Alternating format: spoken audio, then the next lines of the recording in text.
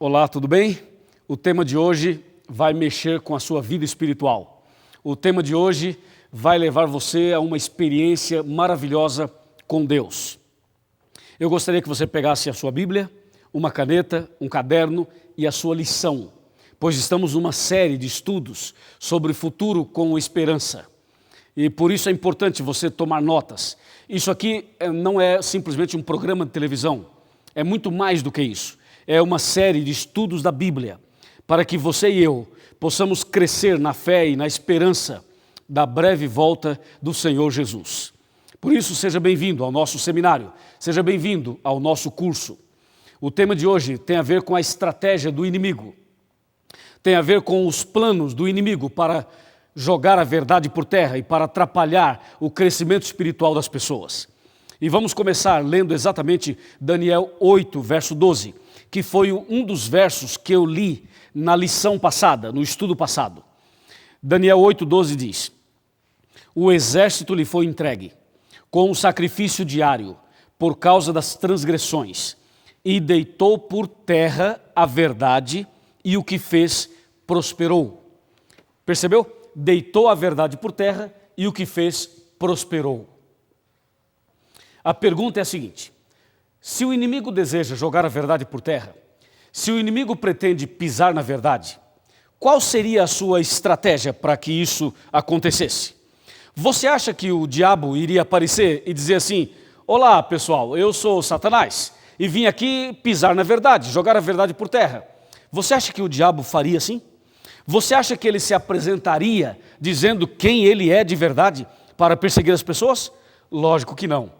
Satanás não é tão ignorante assim, ele é inteligente, ele sabe como fazer as coisas para o mal, para o erro, e por isso ele estabeleceu um projeto, ele criou um plano, ele criou uma estratégia muito bem trabalhada, a fim de enganar os homens, enganar as mulheres, enganar as pessoas.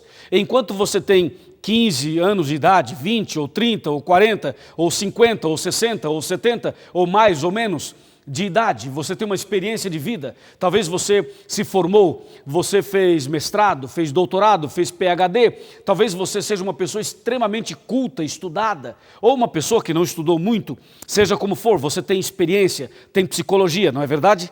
Mas eu tenho algo a dizer a você. Sabe quantos anos tem Satanás? Sabe qual é a idade do inimigo? No mínimo, ele tem 6.000 anos, no mínimo, 6.000 anos. E você tem quantos? Ah, você deve ter 50 anos. Ah, não, deve ter 15, deve ter 20, 30, 40, não sei quanto. Mas tenho certeza que você não tem mais de 100 anos. Então, se você acha que é esperto, se você acha que tem psicologia suficiente para entender tudo do seu jeito, tome cuidado, porque o inimigo, ele tem mais psicologia maligna do que qualquer um. E ele sabe exatamente como mexer numa estrutura, como mexer com uma pessoa e levá-la ao pecado. Não esqueça que o primeiro homem a pecar foi Adão, a primeira mulher foi a Eva, e os dois eram perfeitos, 100% perfeitos, e caíram no engodo do inimigo. Então o inimigo tem suas estratégias, só que Deus é grande, Deus é poderoso, Deus é maior, Deus é onisciente, onipotente e onipresente. E por isso, na sua palavra, na palavra de Deus, Deus revela exatamente qual é a estratégia do inimigo. Vamos dar uma olhadinha em Daniel capítulo 7, a partir do versículo 1. Daniel 7, verso 1. Diz: no primeiro ano de Belsazar, rei de Babilônia, Daniel teve um sonho e visões ante os seus olhos, quando estava no seu leito. Escreveu logo o sonho e relatou a suma de todas as coisas. Falou Daniel e disse: eu estava olhando durante a minha visão da noite, e eis que os 4 ventos do céu agitavam o mar grande, e 4 animais grandes, diferentes uns dos outros, subiam do mar. É aqui que a gente quer parar um pouquinho. É nesse ponto que nós queremos conversar um pouco com você. É aqui que está a revelação de Deus para nós. 4 animais. O primeiro animal está no versículo 4. Diz: o primeiro animal era como um leão e tinha asas como de águia. Percebeu? O primeiro animal parecia um leão e tinha asas como de águia. O segundo animal está no verso 5. Diz o profeta: eu continuei olhando nas visões, e eis aqui o segundo animal, semelhante a um urso, o qual se levantou sobre um dos seus lados, e na boca, entre os dentes, trazia 3 costelas, e lhe diziam: levanta-te e devora muita carne. Então o segundo animal era um urso. O terceiro animal está no verso 6. Continuei olhando, e eis aqui outro animal, semelhante a um leopardo, que tinha nas costas 4 asas de ave. Tinha também este animal 4 cabeças, e foi-lhe dado domínio. Este é o terceiro animal, um leopardo. E o quarto e último animal está no verso 7. Depois disto, eu continuava olhando nas visões da noite, e eis aqui o quarto animal, terrível, espantoso, sobre modo forte, o qual tinha grandes dentes de ferro. Ele devorava, fazia em pedaços, e pisava aos pés o que sobejava. Era diferente de todos os animais que apareceram antes dele, e tinha 10 chifres. Viu? 4 animais. Um leão, um urso, um leopardo e um animal terrível. E agora vem o verso 8. Presta atenção no verso 8. Estando eu a observar os chifres, eis que entre eles subiu outro pequeno, diante do qual 3 dos primeiros chifres foram arrancados. E eis que neste chifre havia olhos, como os de homem, e uma boca que falava com insolência. Estranho, você não acha? Muito estranho tudo isso. O que essas coisas todas representam? Aqui mesmo, em Daniel capítulo 7, verso 17, está a resposta. Confira comigo, Daniel 7, 17. Estes grandes animais, que são 4, são 4 reis que se levantarão da terra. Então, a Bíblia responde que os 4 animais são 4 reis. E se são 4 reis, são também 4 reinos. Porque onde há um rei, há um reino, e onde há um reino, claro que há um rei. Então, o leão, o urso, o leopardo e o animal terrível são 4 reis, 4 reinos que se levantariam da terra. E todos nós sabemos, por estudos na escola, no ensino médio, ou no ensino fundamental, ou na faculdade, todos nós sabemos que o nosso mundo foi dominado por 4 nações, 4 impérios. São eles: Babilônia, Medo-Persa, Grécia e Roma. Esses 4 impérios estão representados aqui por esses 4 animais. O leão representa a Babilônia, o urso, o Império Medo-Persa, o leopardo, a Grécia, e o animal terrível e espantoso, Roma.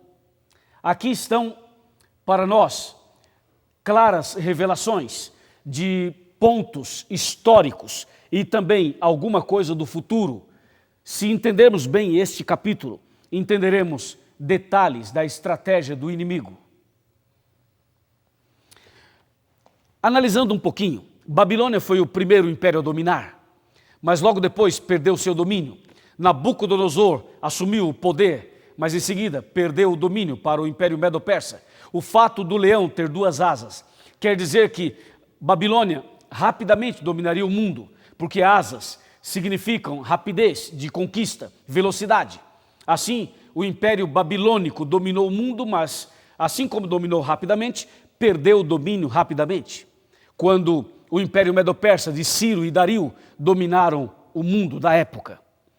E logo depois do domínio do urso, que é o símbolo do Império Medo-Persa, um império que devorou muitas pessoas e muitos impérios, muitos povos. Por isso que o urso tinha 3 costelas na boca, mostrando que eles devoravam os outros impérios e as outras nações na guerra, com o seu poderio bélico, com a sua força dominadora.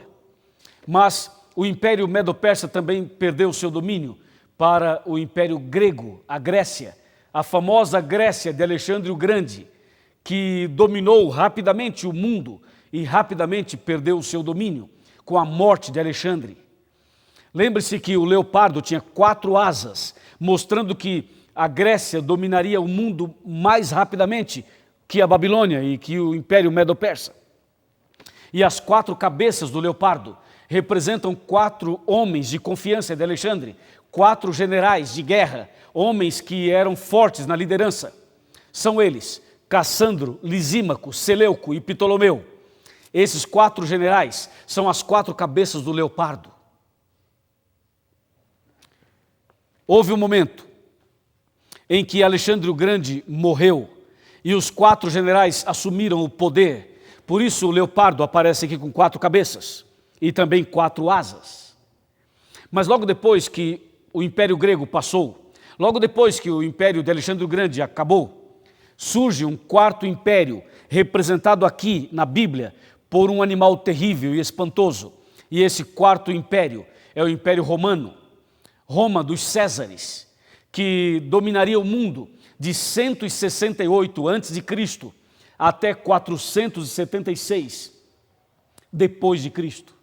Ou seja, o período em que Roma dominou foi o período em que a Virgem Maria esteve grávida, o período em que nosso Senhor Jesus Cristo nasceu, o período em que os 12 apóstolos viveram, o período em que Jesus foi levado a Pôncio Pilatos, o período em que Jesus foi crucificado. Todo o período de Jesus aqui na terra estava sob o domínio de Roma. O mundo era dominado por Roma. E esse animal é terrível e espantoso por tudo que fez e por tudo que faria no futuro.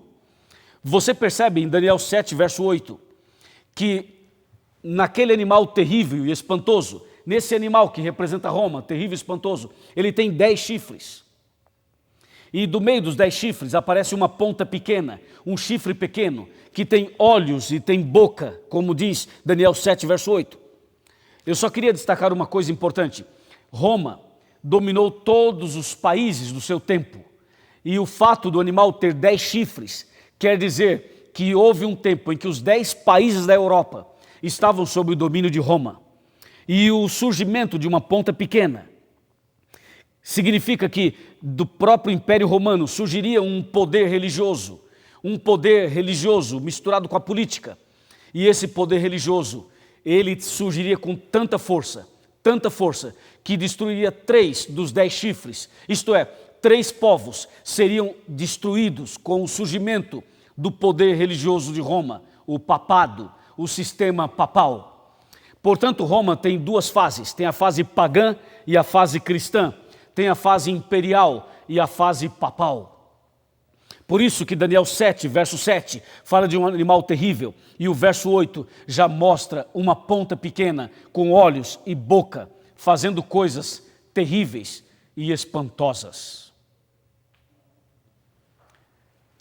Esse capítulo é cheio de informações, é cheio de detalhes proféticos e históricos.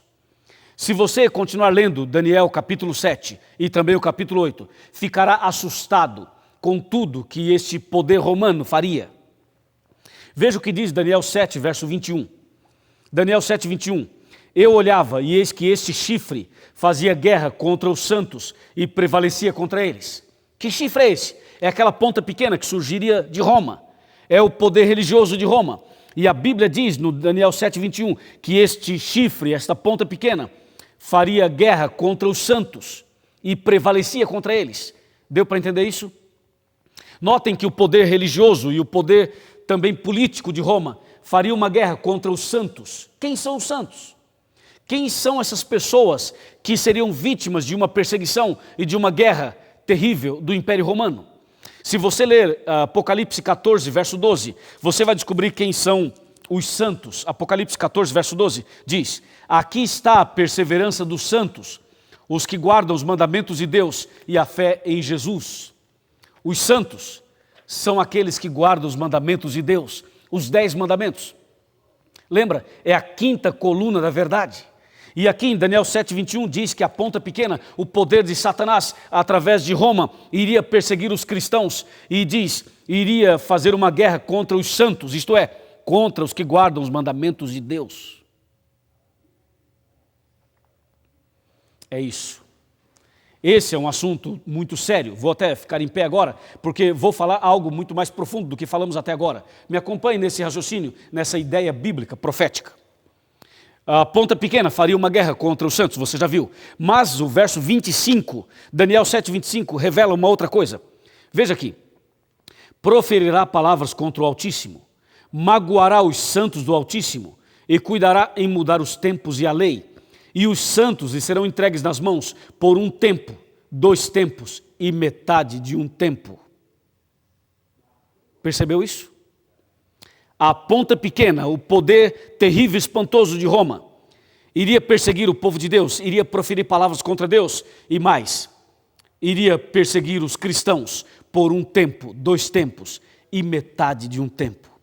Sabe que tempo é esse? Esse é o tempo da Idade Média.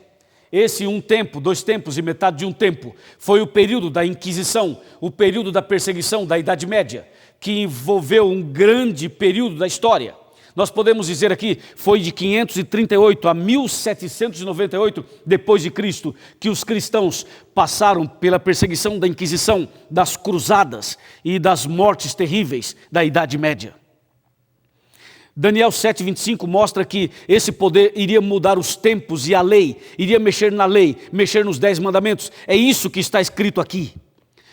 Por certo, você já ouviu alguém dizer por aí que a lei foi abolida, não já ouviu?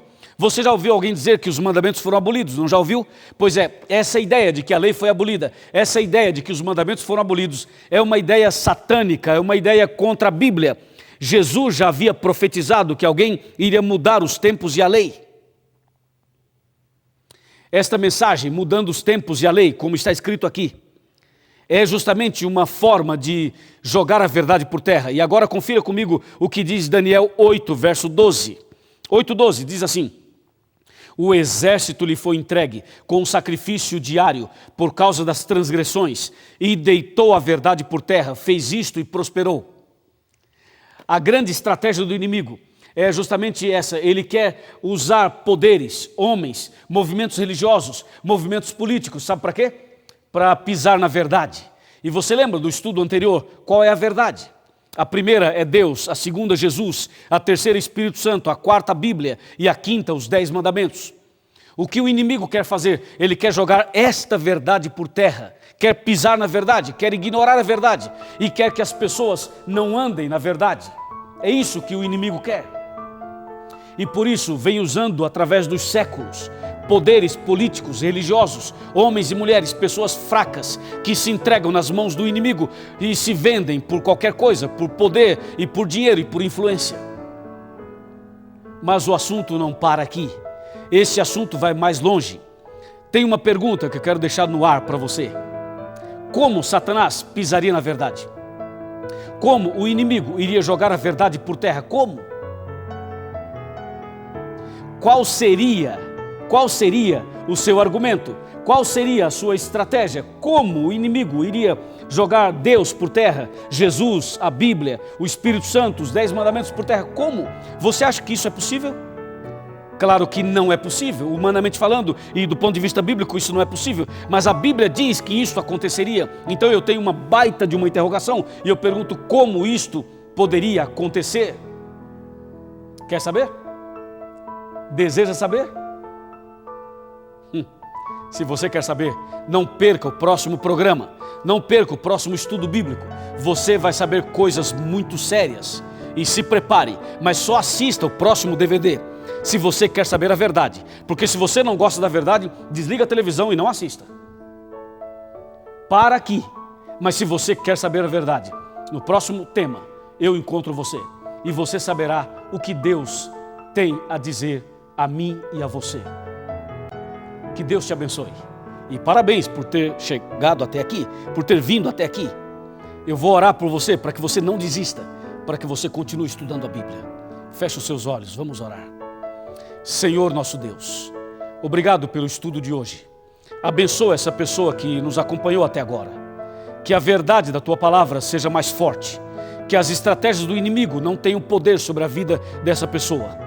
Mas que o poder do Evangelho, o poder do nome de Jesus e a verdade bíblica possa ser maior e mais forte na vida desta pessoa que estuda a Bíblia conosco na série Futuro com Esperança. Em nome de Jesus. Amém.